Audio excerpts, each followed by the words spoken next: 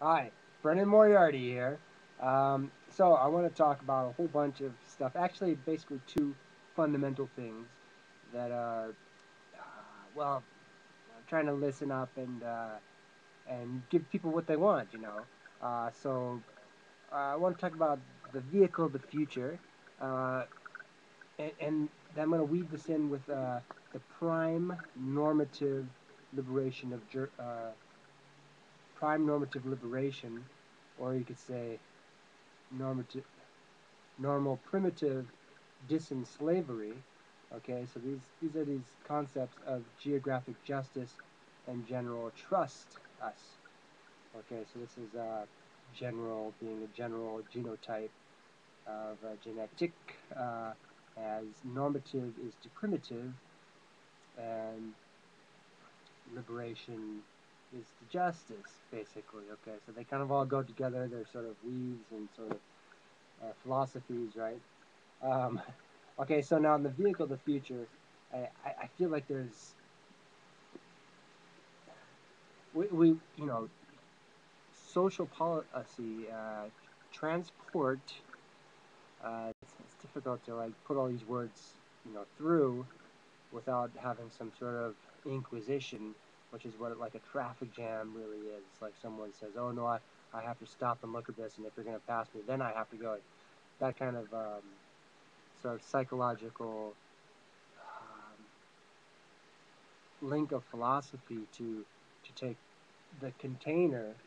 This is my big thing: the container. How to contain our random, um,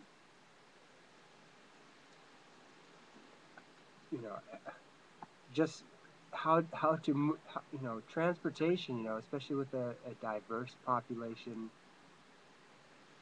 Um, so let's just go into the vehicle of the future. It's basically an idea of components where same components are interchangeable all throughout, and you just have like a minimum of components.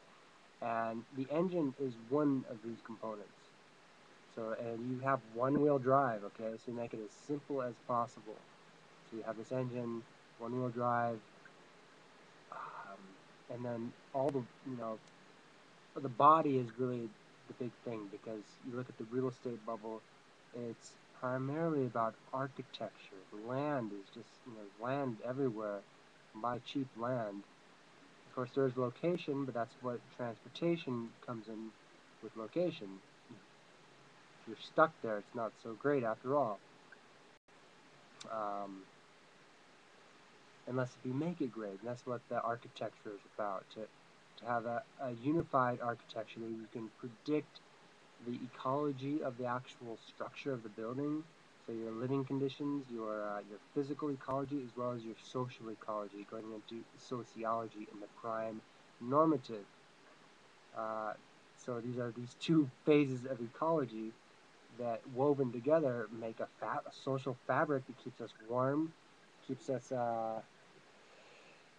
happy and sane, and sane, or you could go overboard, but going overboard, that requires a stage, an architectural platform that is primed, um, and just. And it's liberate ed, so you are transported to that location uh, where you are liberated, or whichever that may be. So some people that may be a predictable, conservative sort of thing. For others, it might be just who knows what, like. But as long as it's not scaring other people, basically, because either one. Uh, okay, so the vehicle of the future. So it's basically, you have like one engine. You have basically one floor. It's all flat, and these floors, this is the one thing. The floor is the one thing where I want it to be like solid, like concrete when you step on it. But I also want it to be lightweight, of course, and also want it to be heated, so with air chambers going through there. So this one, and I also want it not to be, I want it to be fireproof, and yet warm to the touch. So it's like moonstones or something like that. Uh, that's kind of the one sort of element of defining that. You have that Trex decking.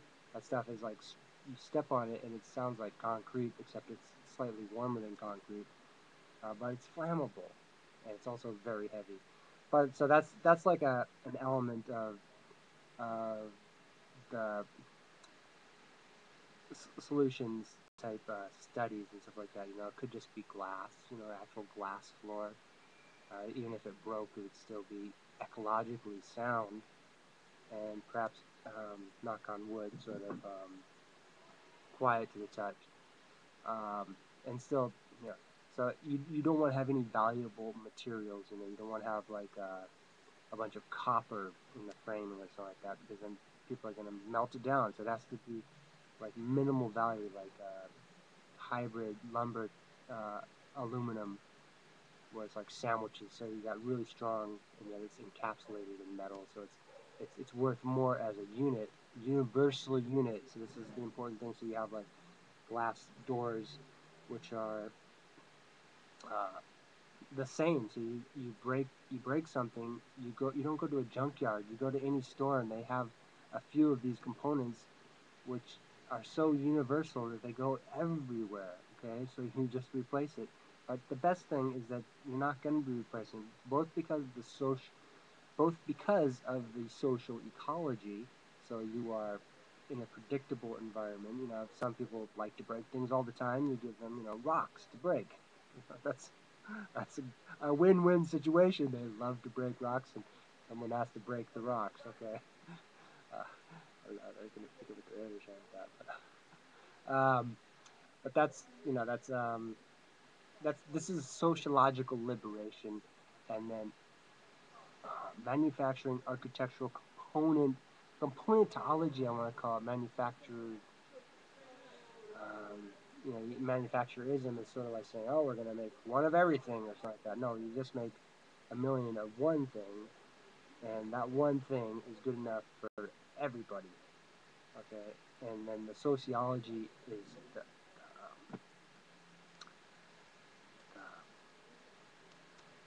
normative liberation. So that's how society is normalized by active normative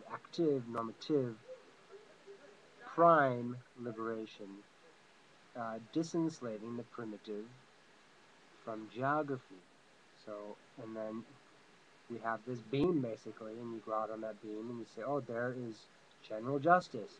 It's generally just out that way, and it has a value to go there. The value is economic rewards, basically. Um, and you have to use your language really cautiously here, because if you start generally using the wrong words, you're offending and stuff like that. Just as the normative or the political left-right thing, that's social ecology. So there's a balance thing. Okay, so back into the vehicle, back to the future. The vehicle. So basically, it's this box basically, and it slides upwards. So it transforms into an office, into a little architectural realm. And well, it has an engine. It has like a so the box room is here, and then there's a little platform that goes out in front that has like a slanting angle on there. So if you are driving individually, you have that aerodynamic thing. You pull that thing out, and that's that little on the box.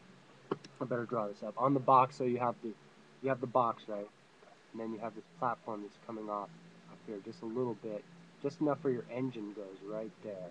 This is where your engine goes, and the box lifts up, so it doesn't fold up. It actually slides up like a shoebox. And so then you also have a trailer hitch, and this one, if you've ever whacked your shins on a trailer hitch, you know that has to be solved big time. Okay, because we're not wearing shin guards. Okay, that's but there is that random security, but it has nothing to do with pain. Okay, whacking your shins or ducking through a child's doorway or something like that. And so this is one of the fundamentals about that, the dimensionality uh, how things fit. You're separating the child's world from the adult's world with the magical number, the magical dimension of 5 feet. This is the same width as most traditional canals are just 5 feet wide. Barges would load up. And it's 5 feet. Most children are under 5 feet. Most adults are above 5 feet.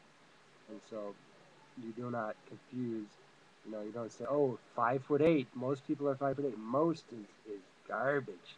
Most is chaos. Mostly chaos. Okay, it's either all or nothing, right? And once you're over 5 feet, you're no longer a child, basically, unless if you're a monster. Okay, and so this is just the physicality of how people. It's just reality, okay, just reality. I wish I had more notes. Or just that's my plan um, is to be as ambiguous as possible to say what I want and never to get it. That's how it works. Um, because so on that, so the vehicle is basically this box. It slides up into an office. The door height actually slides up, so you have instant architecture. These same components go into all kinds of different sizes of structure. So you just get that main floor unit um, is potentially it's just mass produced. Okay, so not mass produced, it's mass potential. So you could do anything with the components. And okay, so that's one's antihistamines. Okay, I'm gonna take them. So the prime normative. So this is this philosophical sort of E.T. I see you in mm, California, redwood trees, where Steven Spielberg grew up, where Steve Jobs grew up, uh, where I grew up. I grew up just west of there. You think they were in the far west? No, I grew up west of there.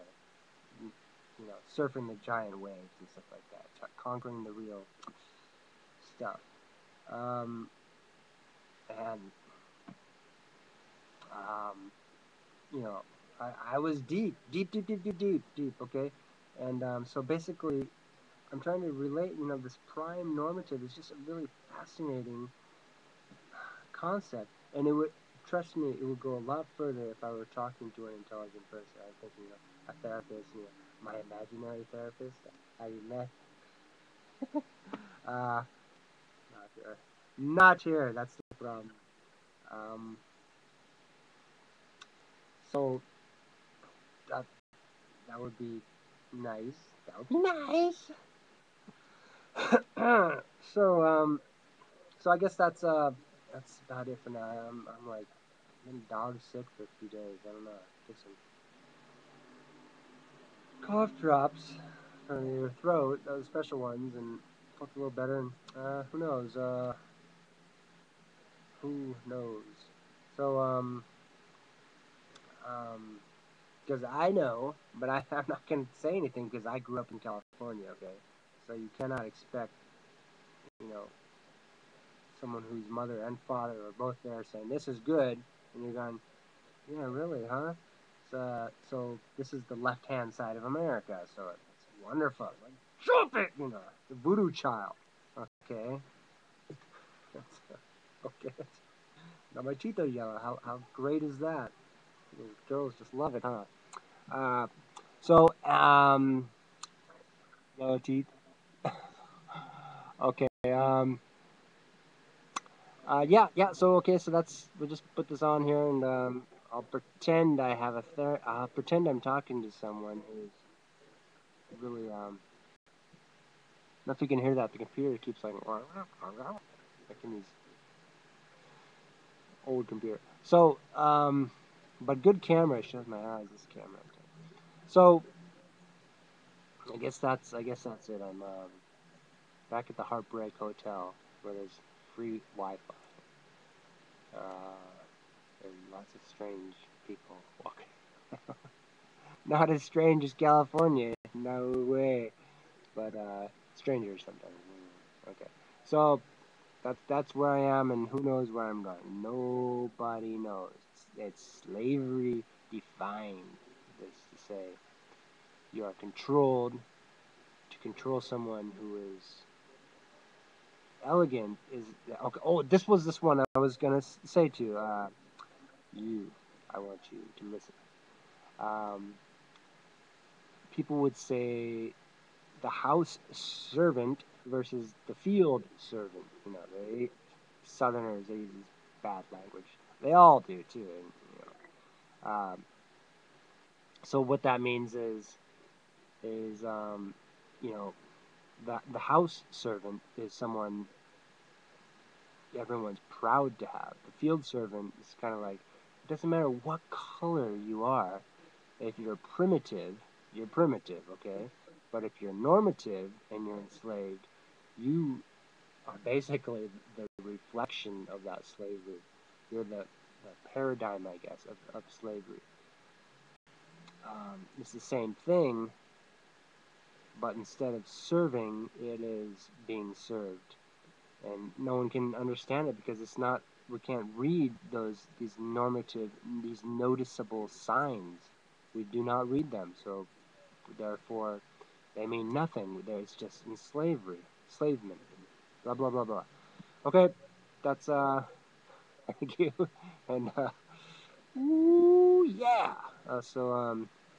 Emotionally stable, I'd say, but I walked at least 8 miles yesterday with a heavy backpack. I walked back and forth and back and forth, 2 miles this way, 2 miles that way, 2 miles back. Took a taxi, and finally, as I was freezing my butt off, I got into the old Heartbreak Hotel. Because the other place got taken over by aliens or something like that. Okay, so and my tent was gone when I got back. This crazy guy, like he was either a cop or a pervert. He was like across the street, and like, gee, what can I do? I wanted to go camping across the street, but I guess it's better off that I came to the Heartbreak Hotel.